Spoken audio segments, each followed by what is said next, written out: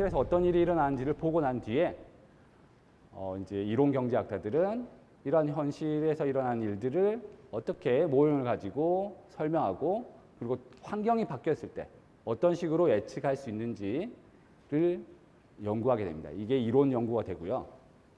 그러면 실증 연구자들은 뭘 하냐면 이런 이론 연구자들이 내세운 모형과 예측을 통해서 이런 예측들이 현실에 잘 부합하는지, 현실을 잘 설명하는지 데이터를 이용해서 이 이론이 맞는지 틀리는지를 연구하는 것을 실증 연구라고 합니다. 실증의 다른 유사한 표현은 검증이라고 할 수 있거든요. 그래서 실증 연구는 검증을 하는, 주로 이론적인 예측을 검증하는 연구라고 생각하시면 되고요. 앞서는 미시경제학과 교시경제학에 대해 설명했는데 여기서는 계량경제학이라고 있죠. 이 계량경제학은 기본적으로 원류는 통계학에서 온 것입니다. 근데 통계학과 달리 계량경제학은 경제학자들이 경제학 연구에서 필요한 방법론들을 직접 개발하는 것입니다. 통계학과 같은 경우에는 전반적으로 통계적인 방법들을 많이 개발하시고요. 이제 경제학자 중에 이제 계량경제학자들은 경제학 연구에 꼭 필요한 연구 방법론들을 개발하는 것입니다. 그래서 경제학은 크게 분야로 보면 미시, 거시, 계량으로 나눠지고 있고요. 그리고 연구는 이론 연구와 실증 연구로 크게 구분되고 있습니다. 그래서 여러분들이 수학적인 내용을 수학을 잘 하시면 이론 연구를 하시는데 굉장히 큰 도움이 될 수 있고요. 그리고 통계학적인 마인드를 가지고 있고 그리고 여러 가지 호기심이 많으시면 실증 연구에 자질을 보이고 계신 겁니다. 실증 연구의 예를 간단히 들어보면요. 어떤 경제학자가 이런 질문을 했습니다. 가령 인센티브, 여러분 보너스 있죠. 부모님, 여러분들이 지금 여기까지 오게 된 계기 중에 하나가 부모님들의 보너스 또는 용돈 아니면 상일 수도 있는데요. 이런 인센티브가 근로자 또는 여러분들이 공부하는 학생이니까 학생에게 어떠한 영향을 줄까라고 질문했어요. 우리가 기존 이론에서는 어떻게 생각하냐면 인센티브가 높을수록 근로자 또는 여러분들 학생들의 공부 성적이 높아질 거라고 우리가 예측을 할 수 있겠죠. 그래서 어떤 이 연구자는 과연 이런 기존 이론과 직관이 맞는지 실험을 통해서 다시 한번 살펴보았습니다. 그 실험 결과 인센티브가 낮을 경우, 가령 인센티브를 어느 정도로 줬냐면 여기 이 실험은 게임을 한 실험입니다. 게임을 이용한 실험인데 길 가던 사람들을 에게 게임을 하라고 요청을 하고 그 사람들한테 주사위를 던지게 해서 숫자 1, 2가 나오면 낮은 수준의 인센티브를 받고 게임을 하게 되고 숫자 3, 4가 나오면 중간 수준의 인센티브를 받고 게임을 하게 되고 높은 그다음에 주사위 숫자가 5, 6이 나오면 높은 수준의 인센티브 하에서 실험을 하게 됩니다. 그 인센티브 수준이 높고 낮고 이걸 어떤 정도로 설정했냐면 낮은 인센티브는 하루 정도의 임금, 그러니까 여러분들을 치면 여러분들이 하루 종일 아르바이트를 하면 받을 수 있는 그 금액 한 뭐 몇만 원이 되겠죠. 그 정도의 인센티브를 게임을 잘하면 그런 정도의 인센티브를 받을 수 있고 중간 정도 수준은 한 2주 정도의 임금을 받을 수 있고요. 그리고 높은 수준의 인센티브는 5개월 정도의 임금을 잘하면 받을 수 있는 이러한 수준 하에서 이제 실험을 했는데 앞선 여기 결과를 보면 인센티브 수준이 낮거나 중간 정도일 때는 사람들이 게임을 잘 했어요. 그리고 이제 중간 정도일 때 약간 더 게임의 성과가 좋아진 걸 볼 수 있죠. 그런데 인센티브 수준이 너무 높으니까 사람들이 제대로 게임을 못 하는 거예요. 이런 이유에 대해서 이 연구자는 아마 이 인센티브가 너무 높기 때문에 이 인센티브를 얻지 못하면 어떨까 하는 이 스트레스 때문에 오히려 게임을 할 때 제대로 집중하지 못했을 거라고 예측을 하고 있습니다. 여러분들이 보는 이런 지금 예가 여러분들이 실증 연구를 실제로 하게 될 때 볼 수 있는 연구고요. 사실 별로 어려운 내용은 아니죠. 예. 여러분들이 여러 가지 호기심을 가지고 세상을 바라보면 연구할 거리는 상당히 많거든요. 그래서 경제학이 어렵다. 이제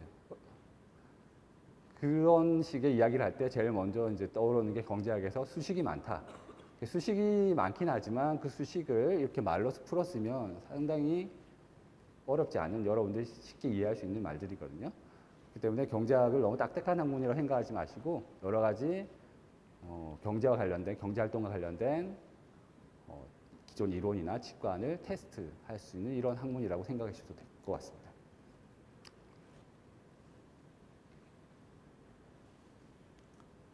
그러면 오늘은 이제 실증 연구에 기반이 되는 통계학적 사고에 대해서 간단히 설명드리도록 하겠습니다.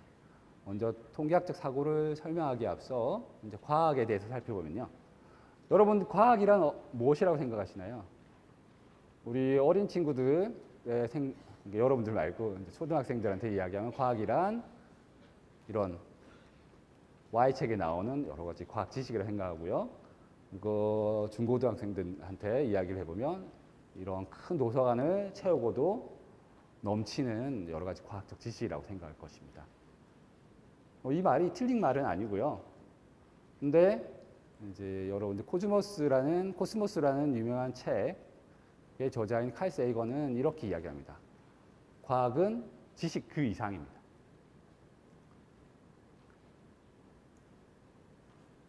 과학은 지식 그 자체가 아니라 지식을 넘어선 하나의 사고방식이라고 생각하는 것입니다. 어떤 사고방식이냐? 우주를 회의적으로 조사하는 방식이라고 이야기하고 있습니다. 여기서 우주라는 것은 이분이 원래 천문학자이기 때문에 이제 천문학에서 다루는 대상을 우주로 봤고요. 또 다른 식으로 해석을 하면 이걸 세계라고 봅니다. 여러분들이 관심이 있어서 탐구하고 싶은 세계. 이런 것들을 회의적으로 조사하는 방식이라고 합니다. 여기서 여러분들 회의라는 게 어떤 뜻인지 아세요? 저도 회의가 어떤 뜻인지 이거 한번 찾아보니까요. 이게 지금 국립국어원의 표준국어대사전을 검색해 보니까 그냥 간단한 뜻은 회의는 의심을 품는다는 겁니다. 의심을 품는다는 게 사실은 과거 제가 성장하는 시기에는 별로 좋은 뜻으로 쓰이지는 않았습니다. 그렇지만 요즘에는 이 의심을 품는다는 게 나쁜 의미로 품는 게 아니라 여러분들이 더 제대로 알기 위해서. 여러분들 소크라테스가 너 자신을 알라라고 표현했었죠. 그 너 자신을 알라라고 한 게 우리가 알고 있다고 생각하는 것을 진정으로 알고 있는지 사실은 우리가 안다는 것은 요만큼인데 그게 언제 틀릴 수 있는지에 대해서 더 넓은 범위까지 알고 있어야지 실제로 안다는 건데 이제 그런 것들 제대로 알기 위해서 회의를 품어야 되는 것이고요. 이 철학에서 살펴보면 이 회의라는 것은 상식적으로 자명한 또는 자명해 보이는 일이거나 아니면 어떤 전통적인 권위를 긍정하지 않으하고 부정적인 태도로 의심해 보는 일. 모든 것을 여러분들이 제대로 이해할 수 있게 의심을 가지고 하나하나씩 뜯어보는 것입니다. 근데 이게 왜 중요한가? 그 중요한 이유가 칼 세이건의 말에 이 뒷부분이 아까 빠져 있었는데 인간이 언제든지 오류를 저지를 수 있기 때문입니다.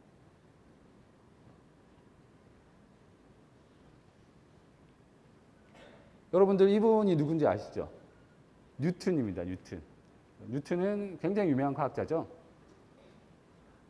뉴턴이 여러 과학적 지식을 정립한 후에 한 300년 동안 뉴턴이 과학의 세계를 많이 지배했었어요. 많은 사람들은 뉴턴의 발견이 진리처럼 생각하고 여겼었죠. 그런데 이제 일부 학자들 및 이 사람, 이분은 누구죠? 이분은 사진이었으니까 잘 아시겠죠? 이분은 아인슈타인이에요. 아인슈타인은 뉴턴이 발견한 법칙들 중에서 일부가 뭔가 불만스러웠어요. 여러분 뉴턴의 법칙 중에 제일 유명한 법칙이 뭐죠? 만류인력의 법칙 또는 보편 중력의 법칙이라는 것이 있죠. 사과가 왜 나무에서 떨어질까?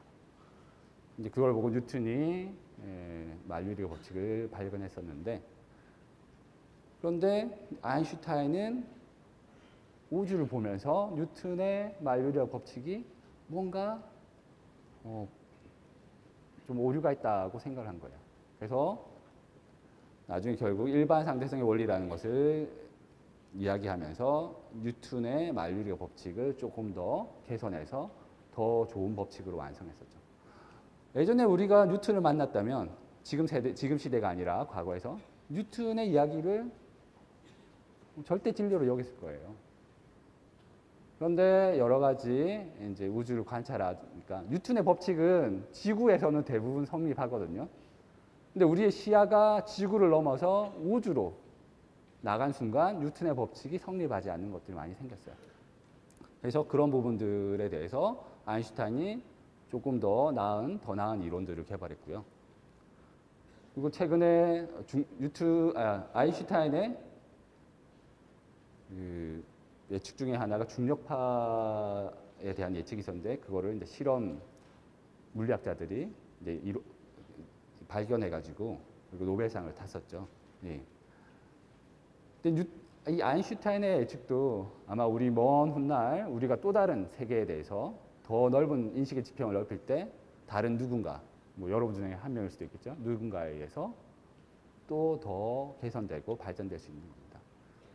그래서 여러분들 지금 보는 여러 유명한 권위자들의 말이 현재 시점에서는 가장 최선의 대답이고요. 그렇지만 시간 흐름에 따라서 더 나은 대답을 여러분들이 낼 수 있는 겁니다. 그러면 과학적으로 사고하지 않으면 우리가 어떤 일을 겪게 되나요? 그러면 여러분들이 회의적인 질문을 던지지도 않고 어떤 사실이 어떤 일이 맞다고 주장한 사람들에게 제대로 신문하지도 않고 그리고 권위자들의 말에 무비판적으로 따른다면 어떤 일이 일어날까요? 여러분들은 돌파리에게 만만한 먹이가 될 거라고 칼 세이건은 이야기하고 있습니다. 사실 실제로 이런 일이 전 세계적으로 지금 일어나고 있죠. 제가 누구라고 말은 못하겠지만 정치에서도 여러분들 많이 볼 수 있고요. 사이비 종교 제도자들도 있고 또는 사이비 과학자들도 있죠. 여러분들이 이런 식으로 사고하지 않으면 여러분들은 많은 돌파리들한테 속게 됩니다. 자, 요즘 시대는 어떤 시대인가요? 이제 인터넷이 생긴 지는 굉장히 오래됐고 최근에는 스마트폰까지 많이 발전돼서 여러분들은 손안에 엄청난 지식의 보고를 가지고 있는 거예요. 이런 시대는 어떻게 생각해야 될까요? 예전엔 제가 중고등학생 때만 해도 어떤 지식을 조금 더 많이 알고 있다가 굉장히 대단한 거였어요. 친구들하고 이야기하다가 어떤 것에 대해서 궁금해할 때 제가 나는 그걸 알아 라고 이야기했을 때 친구들이 저보고 똑똑하다고 이야기했겠죠. 요즘에는 다 검색해 볼 수 있잖아요. 단편적으로 지식을 암기한다는 것은 더 이상 크게 중요하지 않아요. 물론 지식을 어느 정도 암기하고 그게 내재화되고 그게 사고로까지 연결되는 것은 굉장히 중요한 과정이지만 단편적으로 뭔가를 안다는 것은 더 이상 여러분들이 똑똑하다 아니면 능력 있다라고 이야기할 수 없는 거예요. 그러면 어떻게 해야 될까요? 그런 지식들이 이어나가야 되겠죠. 그러면 이런 지식들을 보고 단편적인 지식을 가지고 어떻게 해야 할까요? 그걸 연결하고 그런 부분에 대해서 스스로 생각하는 게 지금 앞으로 여러분들이 가장 연습하고 준비해야 할 거라고 생각됩니다. 제가 생각하는 저도 공감하는데 이제 어떤 그 단체에서 이렇게 이야기를 하더라고요. 요즘 학생들이 집단 사고에 순응하는 경향을 보이고 있다. 여기서 보면 집단 사고라는 표현이 있고요. 집단 지성이라고 표현한 것이 있는데 이 두 개의 차이를 구분하실 수 있나요? 집단 사고는 어떤 그 집단 내에 영향력을 가진 사람이나 소수의 그룹의 생각을 무비판적으로 그 구성원들이 따르는 것을 집단 사고라고 하고요. 집단 지성은 구성원들이 자유롭게 자기의 생각을 펼치고 토론하고 비판하고 협력하고 이루어낸 성과를 집단 지성이라고 해요. 차이가 있는 거죠. 집단 사고는 생각을 하지 않는 거고 구성원들이 집단 지성은 스스로 다 생각해서 얻어지는 결과인 거죠. 그래서 가끔 이 두 개를 헷갈려서 생각하는 경우가 있는데 여러분들은 집단지성을 가지도록 노력해야 됩니다. 그걸 위해서는 여러분의 사회 구성원으로서 스스로 생각하기를 실천해야 되는 것이고요. 대학에서 대학교에 최근은 아니고 한 2, 3년 전에 뉴스를 보면 이런 이야기를 많이 들었어요. 뉴스에서. 왜 대학교에서 배우는 게 없느냐. 대학교에서 배운 거 없고 그 가령 중소기업 사장님들이 나오셔가지고 대학 교육이 쓸모가 없다. 그 이유는 대학생들을 뽑아놨더니 회사에서 할 수 있는 게 없다라고 말씀하시더라고요. 그분의 말씀은 뭐 틀린 말씀은 아닌데 여러분들 대학 교육에서 가장 추구해야 될 것은 진리입니다. 그럼 왜 진리를 추구하지? 그냥 내가 직장에 가서 바로 일을 할 수 있는 기술을 익히는 게 더 낫지 않은가? 이 기술 익히는 학교가 있죠. 기술학교 또는 전문학교 같은 것들은 기술을 직접적으로 배우는 것이고요. 여러분들이 좋은 학교에 가고자 하는 바는 진리를 추구를 하기 위한 것인데 이 진리 추구를 하기 위한 게 사실 왜 우리가 진리를 추구해야 되지? 그 진리 자체뿐만 아니라 여러분들이 회사에 가서도 가령 여러분들이 큰 대기업 삼성 같은데 현대, LG 이런 데 가서 여러분들이 일을 하실 때 누구나 다 할 수 있는 일을 여러분들이 하기를 그 회사에서 원하나요? 그렇지는 않잖아요. 새로운 먹거리들을 어떻게 찾아갈 것이고 그런 부분을 어떻게 헤쳐나갈 것인지 답이 없는 일을 하는 거라고요. 답이 없는 일을 하는 것은 대학교에서도 답을 찾아가는 연습을 그런 기술을 보여주는 것이지 그거를 바로 여러분들이 가서 쓸 수 있게 해주는 건 아니라고요. 그렇기 때문에 진리 추구라는 게 되게 추상적으로 보이지만 결국 여러분들이 높은 수준의 일들을 하기 위해서 꼭 필요한 부분이고요. 이를 위한 이제 기술들을 대학 과정에서 일부 가르쳐 드리고 그리고 그 과정에서 여러분들은 이런 부분들을 위한 미덕을 쌓도록 노력해야 되겠죠. 미덕이라는 게 크게 어려운 게 아닙니다. 열린 마음. 내 생각이 언제든 틀릴 수 있다. 내가 내 생각을 가질 때 여러분들이 치열한 고민을 통해서 자기의 주장과 논리를 가져야 되고 그리고 친구가 너 생각이 틀렸다고 할 때 왜 틀렸는지 친구의 논리를 보고 또 그게 맞는지 틀렸는지를 파악을 하고요. 그래서 자기가 틀린 점이 있으면 수정 보완하는 거죠. 그리고 항상 비판적인 사고를 가지고 이런 부분들을 연습하기 위해서 여러분들이 학교 수업에서건 아니면 여러분들 동아리 아니면 그냥 친구와 같이 토론을 하는 이런 문화를 가지는 게 중요하다고 생각됩니다. 오늘은 제가 통계학적 사고에 대해 설명드릴 텐데 이 여러분들 마음속에 통계학은 어떤 것일까요? 지금 많은 학생들이 고등학교 2학년인가요? 아니면 3학년인가요? 이제 2학년, 3학년이 되는 것 같은데 통계학을 배운 학생들이 여기 대부분이겠죠. 요즘에 선행 학습도 많이 하기 때문에 통계학하면 떠오르는 게 여기서 보시듯이 복잡한 수식과 그래프입니다. 많은 학생들이 제가 고등학교 다닐 때도 그랬고요. 통계학을 굉장히 어려워했어요. 수학 같은 경우에는 이렇게 그냥 풀고 답이 나오고 풀이 방법을 외우면 되는 것 같은데 통계학은 물론 통계학도 마찬가지긴 하지만 뭔가 모호한 측면이 있다라고 생각하는 경향이 있었어요. 통계학은 아까 이제 칼 세건의 말과 빗대어서 이야기하면 수학 공식 이상의 것이에요. 통계학도 하나의 사고방식이에요. 이 사고방식으로 여러분들이 통계학을 보면 훨씬 통계학을 이해하는데 이제 도움이 되실 거예요. 제 경제학 강의인데 왜 통계학을 이야기하느냐? 아까 경제학 중에서 실증 연구가 있었죠. 실증 연구에서 기반이 되는 게 통계학적 사고입니다. 이 통계학을 배우는 목표가 이 여러분들 데이터를 보고 그 데이터에서 도대체 우리가 얻을 수 있는 게 뭔지 그런 통찰력을 이끌어내는 능력을 향상시키기 위한 학문이고요. 그리고 여러분들이 통계학을 통해서 데이터를 통해서 실제로 여러분들이 알고 싶어하는 그 문제에 대해서 답을 추론할 텐데 그 추론이 얼마나 신뢰할 만하고 그리고 정확한지를 평가하기 위해서도 또 배우게 됩니다. 통계학을 왜 공부해야 될까요?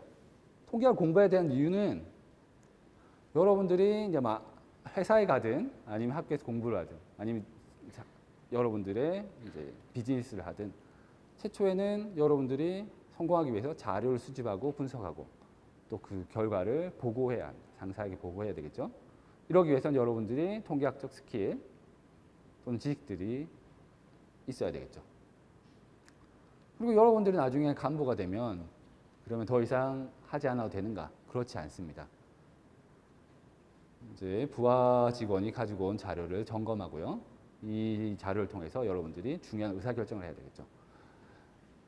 여기에서 사실은 틀린 경우들이 있어요. 만약 틀린 경우를 지금 간부가 여러분들이 만약 과장님, 부장님 돼서 그거를 분석 자료를 보고 파악해내지 못한다면 기업에 큰 손해를 끼치는 의사결정을 할 수 있겠죠. 그래서 직접적으로 수집이나 분석을 하지 않더라도 이 분석 자료가 맞는지 틀린지를 여러분들이 판단할 수 있는 능력은 계속 가지고 있어야 됩니다. 여러분들이 살아가는 동안 이 통계학적 사고가 계속 영향을 줄 것입니다. 그래서 여러분들은 계속 이런 부분에 대해서 이제 공부를 해야 될 것이고요. 여러분들한테 간단하게 이 통계 및 숫자 오용 사례를 한번 보여드릴게요. 첫 번째를 보면 산림폐가로 인해 페루의 산림 지역의 현재 강우량은 25년 전에 비해 120% 감소했다. 지금 이 문장에서 어떤 부분이 틀렸죠? 크게 말씀해 주실까요? 120%. 사실 감소하는 거는 100%가 최대치이고요.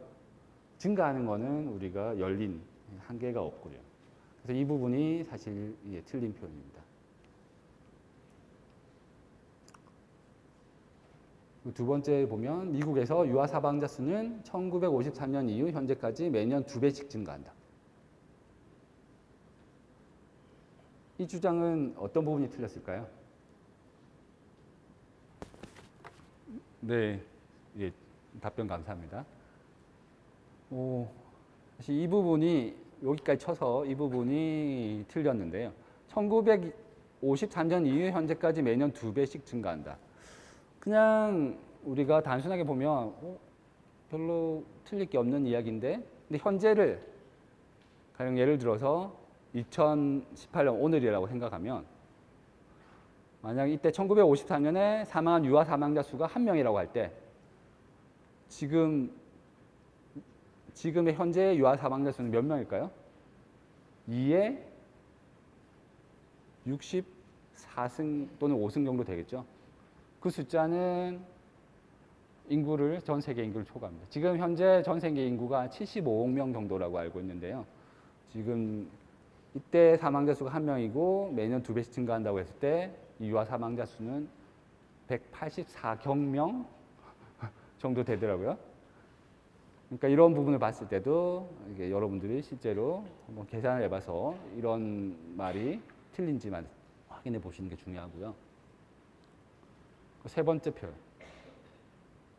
여기서는 어떤 부분이 오류가 있나요? 자, 일주일은 며칠로 구성되어 있죠? 7일. 지금 금, 토, 일은 일주일 3일이잖아요. 7분의 3을 하면 42% 정도 돼요. 처음에 이 이야기를 봤을 때 우리가 주말에 금토일부터 일요일까지 열심히 사람들이 유흥을 즐기니까 그 유흥 때문에 심근경색이 많이 주말 동안 일어나구나 라고 생각을 하는데 근데 이게 퍼센티지 보니까 이때 심근경색이 일어나는 정도가 월, 화, 수, 목, 금, 월, 화, 수, 목에 비해서 특히 높지가 않아요. 그렇죠? 그래서 이 이유가 틀린 거죠. 여러분들이 많은 자료를 보면서 숫자가 나오면 그냥 단순히 믿어버리는 경향이 있는데 나쁜 사람들은 숫자를 통해서 여러분들을 속이려고 하는 의도가 되게 많거든요. 그래서 항상 어렵지 않은 거면 한 번씩 점검해 보는 게 필요하고요. 그리고 여기서 또 다른 이제 그래프로 사람들을 이제 속일 수 있는 방법들이 있는데요. 지금 이 그래프를 보면 여러분들이 잘 아시는 잡지 타임지에서 자기들의 광고 수입이 다른 경쟁 잡지보다 훨씬 높다는 걸 보여주기 위해서 그린 그래프입니다. 그냥 이 그래프만 봤을 때 제 눈에는 타임지의 광고 수입이 뉴스위크보다 2배 정도 높은 것 같고 US 뉴스보다는 한 4배 이상 높은 것 같아 보이거든요. 근데 숫자를 보면 이게 440달러, 이게 250달러, 이게 150달러. 그러니까 44, 26, 15잖아요. 44는 26의 반보다 2배가 안 되고 15의 3배보다 작죠. 근데 그림으로 봤을 때는 그런 느낌이 안 들죠. 그래서 이 그림을 제가 요 넓이를 이용해서 다시 그리니까 이런 그래프가 되는 거예요. 이 그래프가 사실은 오해할 소지가 없는 그래프거든요. 여러분들 이제 이런 그래프를 픽토그램이라고 하는데 픽처와 히스토그램을 합친 말인데 많은 사람들이 자신의 성과를 과장하기 위해서 이런 식으로 이야기를 할 수 있는 거예요. 실제로 신문 기사를 보면 밑에 하단에 스케일을 자르거나 이런 식의 이제 그림을 그려서 자기가 주장하는, 기자가 주장하는 바들을 과장하거나 아니면 축소하는 경향이 있어요. 여러분들이 그런 부분들 잘 살펴보셔야 되고요. 그리고 이것도 픽토그램인데, 자, 이게 2016년에 국회의원 선거 결과를 우리나라 지도에 나타낸 것이에요. 빨간색은 새누리당이었고요, 당시에. 파란색은 더불어민주당, 초록색은 국민의당, 노란색은 정의당으로 나타나 있는데요. 자, 이 그림을 보고 여러분들은 누가 제1여당이 됐을 거라고 생각하세요? 새누리당이죠. 빨간색이 제일 많잖아요. 근데 결과를 보면 더불어민주당이 당시 110석을 차지했고 새누리당이 105석을 차지한 거예요. 그러니까 이 그림이 주는 인상이 이 실제 우리가 알고 싶어하는 정보하고 정확하게 매치가 되지 않죠. 그래서 이건 어떤 한 신문에서 제가 가져온 것이고요. 또 다른 신문에서 보니까 다른 신문은 요렇게 구성을 했더라고요. 지금 이 그림의 영역이 서울입니다. 여기서는 서울이 요만큼 있고요. 여기서는 이만큼 있죠. 사실 선거구는 이제 인구에 어느 정도 비례를 해서 만들어지는 거기 때문에 이 그림을 보면 이 정보랑 어느 정도 매치돼서 우리가 정보를 파악할 수 있는 것을 알 수 있죠. 그래서 여러분들이 신문에 나오는 숫자, 그림 이런 부분들을 그냥 대충 보지 말고 주의 있게 보고 도대체 어떤 정보가 정확한 정보인지를 잘 파악하셔야 합니다. 그렇지 않으면 속게 되겠죠. 자, 오늘 제가 이제 말씀드리고 싶은 주요한 내용이 여기에 담겨 있습니다. 통계학적 사고 과정의 큰 그림인데요. 먼저 여러분들이 문제를 제기합니다. 여러분들이 관심 있는 질문들이 있겠죠. 아까 실증 분석에 의해서는 인센티브가 과연 근로자의 성과를 높이는지 이런 식의 문제 제기가 있을 수 있고요. 그 다음에 두 번째로는 그러면 그 문제 제기에서 연구 대상이 뭐냐 여러분들이 정할 수 있겠죠. 그게 학생일 수도 있고요. 아까는 근로자였는데 그 모집단이 학생이 될 수도 있고요. 아니면 학생 중에서 고등학생이 될 수도 있고 여러분들이 모집단을 정하는 겁니다. 그 모집단의 이제 특성에 대해서 여러분들이 관심을 가지는 것이고요. 근데 대부분의 경우 모집단을 직접적으로 조사를 할 수가 없어요. 왜냐하면 시간과 비용이 너무 많이 들기 때문에. 우리나라 총인구 조사 같은 경우에 우리나라 인구를 전체 다 다뤄야 되는데 너무 비용과 시간이 많이 들잖아요. 그럼 국가만이 사실 할 수 있겠죠. 그래서 우리는 그렇게 전체를 다 조사하지 않고 일부를 조사하는데 그 일부를 표본이라고 부릅니다. 그 표본을 선정한 뒤에 이 표본으로부터 데이터를 추출하게 되고요. 그 추출된 데이터를 통해서 표본의 특성, 이걸 이제 통계량이라고 부르는데 이 특성을 살펴보고요. 그래서 이 표본의 특성을 이용해서 모집단의 특성을 추론하는 것이 마지막 단계입니다. 그래서 시간이 많이 남지는 않았는데 각각에 대해서 간단하게 살펴보도록 하겠습니다. 여러분, 문제 제기. 사실 문제 제기하는 방법은 어디에서도 사실 가르쳐 주지는 않아요. 그거를 가르칠 수 있는 사실 방법이 많지 않기 때문에 여러분들 수많은 여러분들의 의문점들이 있는데 그런 부분들을 노트에 잘 기록했다가 공부를 할 때 잘 기록했다가 이제 여러분들이 공부를 하면서 그런 의문점들을 하나하나 해소시켜 나가고 뭔가 마음에 들지 않으면 그런 부분을 연구를 해서 실제로 훌륭한 연구 성과를 보이기도 합니다. 연구를 잘하면 그 좋은 연구는 제가 이제 꽃으로 표현된 걸 가져왔는데요. 이제 꽃길을 걷게 할 수 있는 연구가 문제 제기가 있을 수 있겠죠. 사실 뭐 지금 유명한 이제 기업들인 에어비앤비나 우버 같은 경우에도 사실 아이디어는 되게 간단하잖아요. 에어비앤비 예전에 저희 세대 했던 민박 부모님들도 좀 앉아 계신데 민박 아시죠? 민박 사업. 민박 사업을 IT로 인터넷으로 연결주는 게 에어비앤비예요. 근데 그게 전 세계적으로 히트를 친 거예요. 우버는 놀고 있는 차들. 우리 예전에는 여러분들 고등학생이라 뭐 차가 없겠지만 만약 제가 대학생 때는 차가 있는 친구들이 있었어요. 그 친구들한테 뭐 돈을 주든 밥을 사주든 해서 이제 하루 정도 필요할 때 차를 빌릴 수 있었는데 그거를 주변의 친구가 뿐만 아니라 이 우버에 가입하고는 여러 사람들 통해서 이제 빌릴 수 있게 만든 거죠. 기존의 아이디어와 IT 기술을 접목해서 만들어낸 엄청난 비즈니스였죠. 그래서 여러분들 문제 제기를 잘하고 조금만 잘 실행하면 여러분도 충분히 좋은 기회를 가질 수 있고요. 그 다음에는 이제 모집단과 표본에 대해서 살펴보도록 하겠습니다. 사실 우리가 관심 있는 건 이 모집단의 특성인데 아까 말씀드린 대로 시간과 비용의 문제 때문에 모집단을 직접 다룰 수 없는 거죠. 그럼 표본을 뽑아야 되는데 표본을 어떻게 뽑아야 될까요? 표본이 모집단을 잘 대표할 수 있게 만들도록 추출해야 되는 겁니다. 자, 여러분들 표본이라고 하면 약간 낯설게 듣겠지만 여러분들 마트에 가서 시식하죠.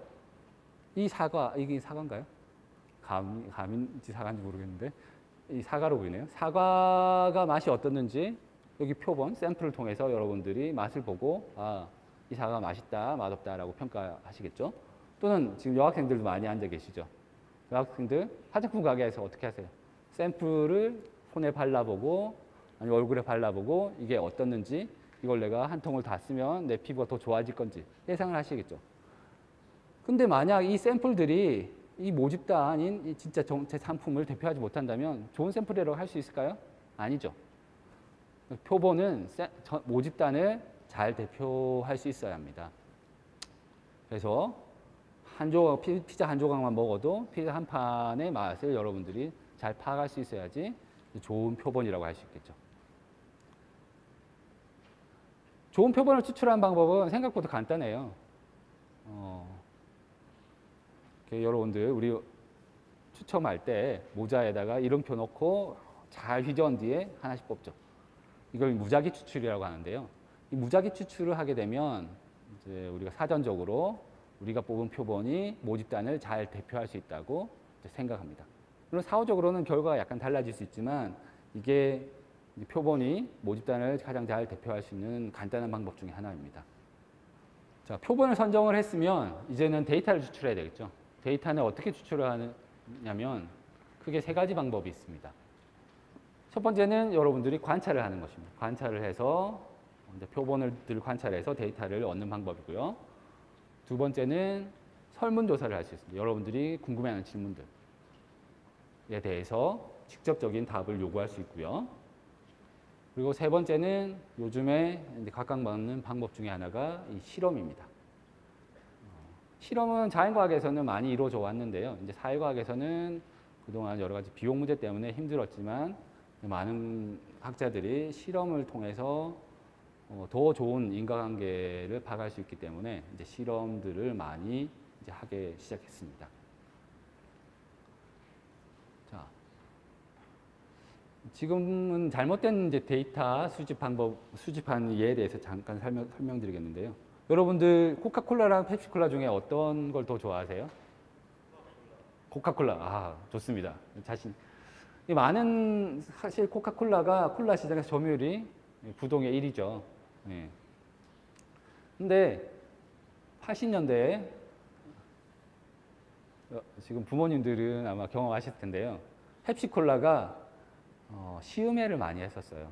저도 이제 시음회에서 콜라를 마셔본 기억이 있는데 펩시콜라와 코카콜라를 앞에 두고 물론 이제 어떤 콜라가 놓여진지 모르는 거죠. 눈을 가리고 이제 콜라를 조금씩 마셔본 뒤에 어느 콜라가 더 맛있나요? 하고 했을 때 많은 사람들이 60에서 70%의 사람들이 펩시콜라가 더 맛있다고 이야기를 했어요. 어느 지역에서 이제 펩시가 그런 실험을 하고 그 결과를 파악한 뒤에 전 세계적으로 이거 마케팅으로 이용했어요. 그래서 한국에까지도 똑같은 시험회가 있었고요. 실제로 많은 결과들이 펩시콜라가 더 맛있다고 나왔어요. 그런데 이상하게도 이 펩시콜라의 판매율 자체는 그렇게까지 성장하지 못했어요. 왜 그럴까요? 사람들이 맛있다고 했는데 왜 사람들이 실제로 펩시콜라를 더 많이 사지 않았을까요? 이미지? 예, 그럴 수 있죠. 실제로 지금 여기서는 이 현상에 대해서 이제 두 그룹의 학자들이 이야기를 했었는데 한 그룹의 학자는 이런 이야기를 합니다. 자, 시음회에서 아까 우리 마트에서 우리가 뭔가를 맛볼 때 그 양 자체가 되게 작잖아요. 우리가 펩시콜라하고 코카콜라 비교했을 때 단맛의 정도를 비교하면 펩시콜라가 코카콜라보다 약간 더 달거든요. 그래서 조금 마셨을 때는 펩시콜라가 코카콜라보다 훨씬 맛있게 느껴진다고 이야기를 하더라고요. 근데 실제로 여러분들이 콜라를 소비할 때 어떤 식으로 소비하나요? 뭐 햄버거랑 많은 양의 이제 콜라를 같이 먹죠. 근데 단맛이 강한 음료를 많은 양을 먹으면 여러분들 질리잖아요. 그래서 물을 마시고 싶고. 미국 같은 경우에는 우리나라보다 훨씬 더 소비량이 많죠. 콜라, 맥도날드에 가면 그 컵 자체가 우리나라보다 훨씬 사이즈가 크거든요. 그래서 이 양 자체가 실제 소비하는 거랑 시음에서 소비하는 거랑 차이가 나기 때문에 이런 결과가 나온 거라고 지적한 학자들이 있었고요. 그러니까 실제랑 그 시음회랑 상황이 다르다는 거죠. 환경이 다른 거고요. 그리고 또 최근에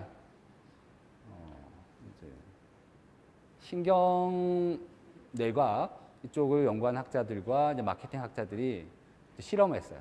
뭘 실험했냐면 브랜드를 보지 않고 똑같이 약간 시음회처럼 브랜드를 보지 않고 콜라를 마신 뒤에 fMRI로 뇌를 촬영했더니 이 부분이 활성화되고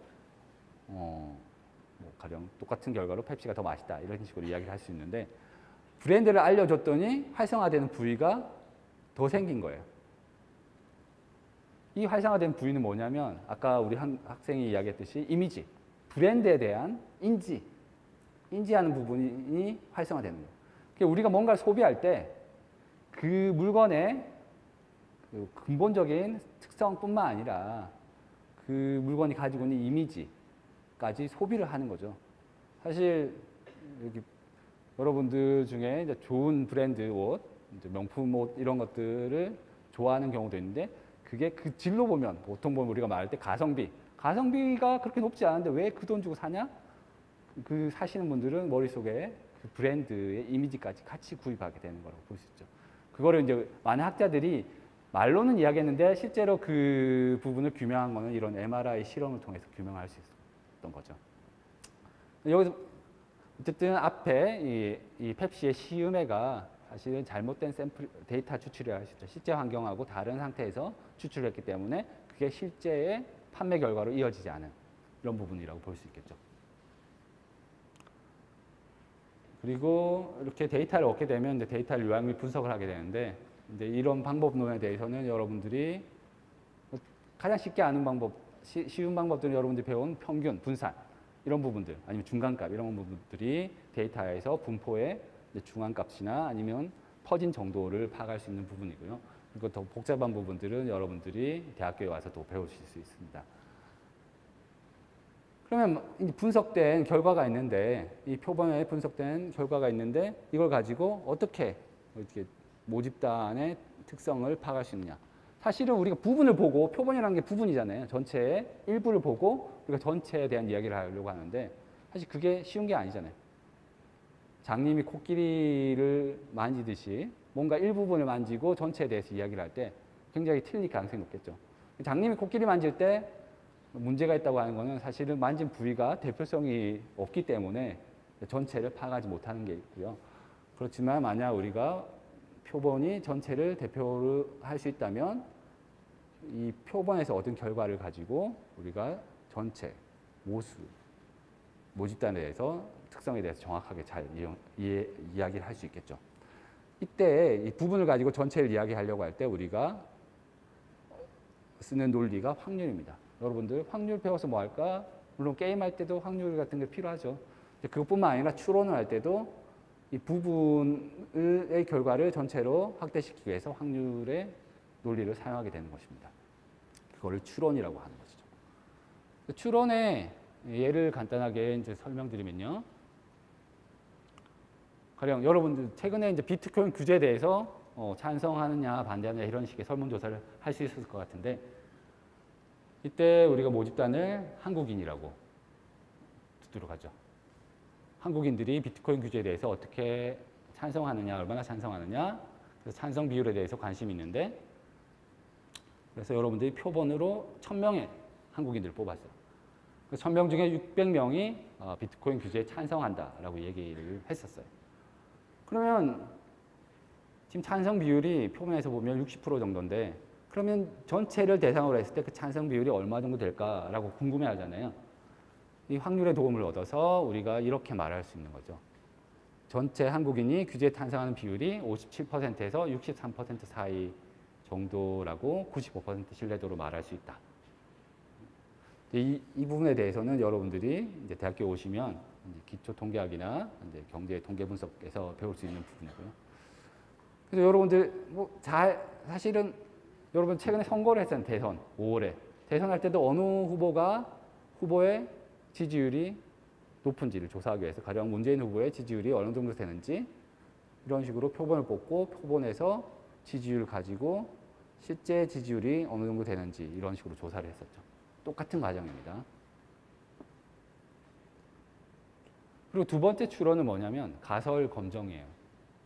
사실 오늘 제가 드리고 싶은 말이 여기에 있는데 가설이라는 게 뭘까요? 가설이라는 말이 처음 들으면 사실 약간 어려워 보이긴 하는데 사물이나 현상에 대한 여러분들의 주장이에요. 가라고 말이 붙은 이유는 이게 맞는지 틀리는지 아직 정해지지 않았기 때문이죠. 그래서 보통 기무가설, 대립가설이라는 말을 쓰는데 기무는 영어로는 null이라고 써 있고요. 한자로 보면 기무라고 되는데 제가 찾아보니까 왜 기무라고 붙였는지는 정확하게 설명이 나와 있지는 않던데 그냥 한자 그대로 해석해 보면 없던 일로 하자라는 거죠. 이게 우리가 가지는 죄송합니다. 보통 일반적으로 받아지는 주장이에요. 지금 사람들은 이게 맞다고 생각한다. 기무가설이 맞다고 생각한다. 근데 여러분들이 여러 가지 경험을 통해서 뭔가 기존의 이야기가 주장이 틀렸다고 의심이 되는 거예요. 회의가 되는 거예요. 그럼 여러분들이 새로운 가설을 만들 수 있겠죠. 처음에 아까 예를 들었듯이 이 뉴턴의 주장이라면 기무가설이 아인슈타인의 주장이 대립가설이 되는 거예요. 이런 일들은 이게 뭐 과학이 아니더라도 여러분들이 생각하잖아요. 가령 보통 사람들은 이렇게 생각해 라고 하는데 아니야 요즘 사람들은 다르게 생각해 라고 이야기를 하잖아요. 그러면 다르게 생각해 라고 한 사람들이 입증해야 되겠죠. 네. 그래서 이제 그걸 검정을 하는 것인데요. 이거는 일정한 규칙에 따라서 가설의 수용 여부를 결정하는 것입니다. 그래서 가설 검정을 간단하게 살펴보면요. 가령 우리가 기무가설로 A팀과 B팀의 실력이 같다. 가령 여기 서울에서 대부분 오셨을 테니까 가령 두산이 잘하느냐, 야구에서 LG가 잘하느냐. 그리고 가령 예를 들어서 두산과 LG의 실력이 같다고 하면 승률을 50%라고 해요. 근데 어떤 한 친구가 A팀의 실력이 더 좋다라고 주장을 한 거예요. 그러면 그거를 어떤 주장이 더 많은지 여러분들이 확인해 봐야 되겠죠. 그걸 확인하기 위해서 여러분들이 경기 결과를 보겠다. 가령 N번의 경기에서 그럼 A팀이 모두 승리했다. 그러면 나랑 친구랑 누가 더 권투를 잘하는지 경기를 해봤더니 내가 N번의 경기에서 모두 다 승리를 했대. 그러면 이 A팀의 승률이 얼마예요? 100%겠죠. 그냥 단순히 생각하면 A팀이 B팀보다 훨씬 더 실력이 좋다라고 말을 할 수 있는데 과연 그렇게 이야기할 수 있을까? 자, 예를 들어 보면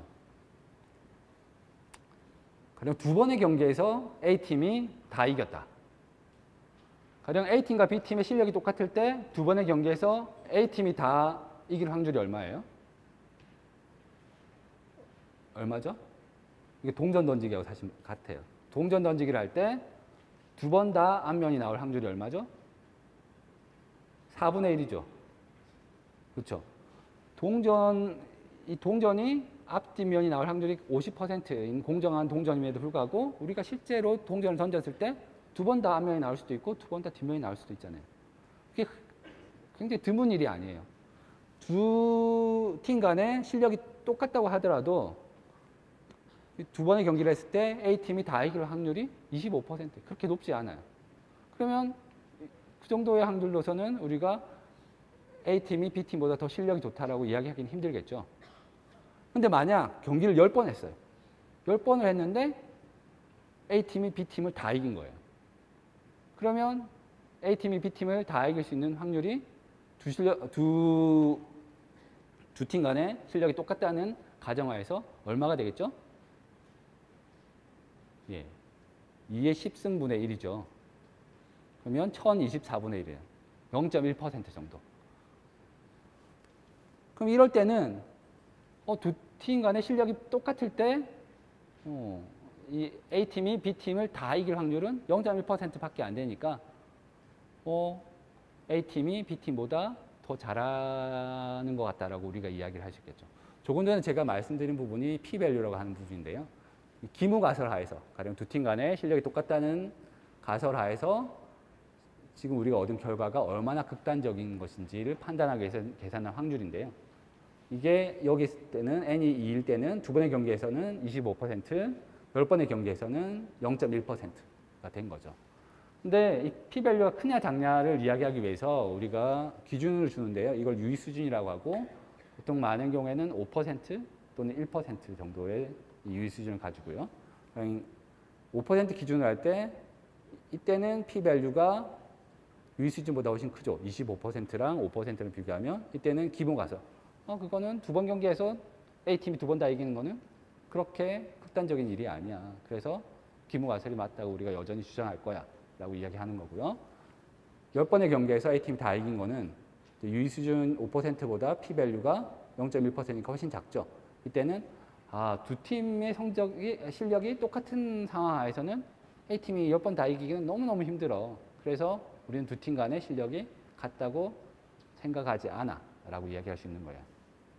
그래서 가설 검정이라는 게 실제로 여러분들이 이렇게 좀 어려운 표현을 쓰지 않더라도 여러분들이 실제로 하실 수 있는 부분이고요. 그리고 실증 분석이라는 게 또는 가설 검정이라는 게 과학 수사랑 굉장히 유사해요. 여러분들 셜록 홈즈 잘 아시죠? 과학적 수사라는 게 뭐냐? 통계학은 뭐죠? 데이터로부터 얻은 증거를 가지고 실제로 어떤 주장이 맞는지를 살펴보는 거죠. 아까 가설 검정처럼. 과학 수사는 뭐예요? 여러분들이 사건 현장에 가서 증거를 수집하고요. 그 수집된 증거를 바탕으로 누가 범인인지를 찾아내는 거죠. 누가 범인인지 정확하게 지문을 통해서 알 수 있는 경우도 있겠지만 정확하지 않을 때는 확률을 가지고 평가를 하는 거예요. 사실은 누가 범인일지 수사망을 좁혀가는 것도 사실 확률을 이용해서 하는 것이에요. 실제로 통계학적 사고가 많은 학문들에 대해서 사용되고요. 그래서 여러분들이 추리소설을 좋아한다면 사실 통계학을 싫어할 이유가 없어요. 통계학도 마찬가지로 데이터, 그게 증거거든요. 데이터를 통해서 우리가 증거를 확보하고 그 증거를 통해서 어떤 주장이 더 맞는지를 확인하는 거예요. 그래서 마지막으로 실증 경제학에 대해서 사실 아주 방대한 연구들이 있는데요. 대중들에게 가장 잘 알려진 실증 경제학 연구 결과들은 이렇게 지금 여기 스티브 레빗이라는 경제학자가 있는데요. 이 경제학자가 쓴 괴짜 경제학, 프리코노믹스. 이 책을 읽어보시면 실증 경제학의 세계에 대해서 여러분들이 잘 파악하실 수 있을 거라고 생각합니다. 그래서 경제학을 꼭 딱딱한 어려운 학문이라고 생각하시기보다는 여러분들이 회의를 통해서 가지는 의문들을 통해서 여러분들의 주장을 만들 것이고요. 그 주장이 맞는지, 기존 주장과 대비해서 맞는지 틀린지를 파악하는 이런 학문으로서 여러분들이 생각하셔도 좋을 것 같습니다. 강의는 여기서 마치겠습니다.